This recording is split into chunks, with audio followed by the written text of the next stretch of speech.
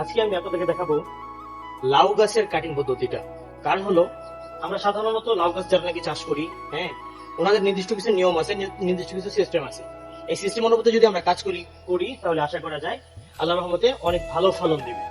এবং এই যে আমার যে হাতে যে লাউ গাছটা দেখতেছেন, আলহামদুলিল্লাহ লাউ গাছটা মোটামুটি বড় হয়ে গেছে। এখন আমাদেরকে এটাকে তিনটা পদ্ধতিতে কাটিং করা হয়। সাধারণত 1G-তে কাটিং করা হয়, এবং 2G-তে কাটিং করা হয়, এবং 3G-তে কাটিং করা হয়। এখন বিষয়টা হলো 1G কাটিং কখন করা হয়। সবে মাত্র দেখতেছেন আমার লাউ গাছের মধ্যে গুটি কয়েকটা পাতা হয়েছে। দেখেন 1 2 3 4 5 6 7 8 9 10 11 12 13 14, মানে এভাবে হয়েছে কি। মূলত যখন নাকি আপনার গাছের মধ্যে 10 থেকে 12টা পাতা হবে, তখনই আপনার কাটিং পদ্ধতিটা ব্যবহার করতে হবে। কাটিং পদ্ধতিটা কি সেটা হলো এই যে ডগাটা দেখতেছেন, এই ডগাটাকে যদি আমরা কেটে দিই, হ্যাঁ, এই ডগাটাকে যদি আমরা এভাবে কেটে দিই, যেমন এই যে সাপোজ কেটে দিলাম এটা। এই কেটে দেওয়ার ফলে কি হবে, এখান থেকে আবার এক্সট্রা শাখাগুলি গজাবে। ঠিক আছে, এটা হলো ফার্স্ট প্রজনন পদ্ধতি। প্রথমে আমরা এইটার যে ডগাটা আছে সেই ডগাটা কেটে দিব, সবগুলি এভাবে ডগাটা কেটে দিব।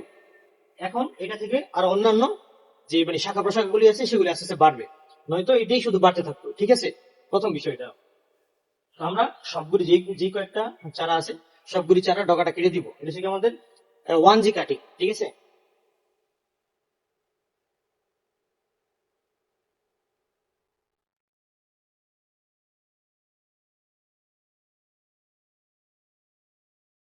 অবশ্যই যখন নাকি আপনারা কাটিং গুলি করবেন ধারালো একটা কাঁচি হতে হবে। ঠিক আছে, ধারালো কাঁচি দিয়ে তারপর কি করতে হবে, আপনাদের এই কাটিং গুলি করতে হবে। তো যাই হোক, আমার এখানে মানে আরো তো আশেপাশে চারা আছে। এই একটা এটার আজকে কাটিংটা একটা দেখাইলাম। যখন নাকি এটা একটু বড় হবে অন্যগুলি, তখন ওইগুলিও কাটিং করবো ইনশাল্লাহ।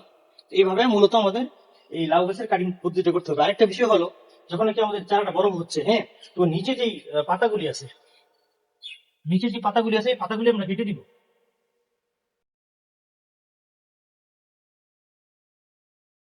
সমস্ত পাতাগুলি যদি থাকে, সেক্ষেত্রে আপনার মানে গাছ জোর পায় না।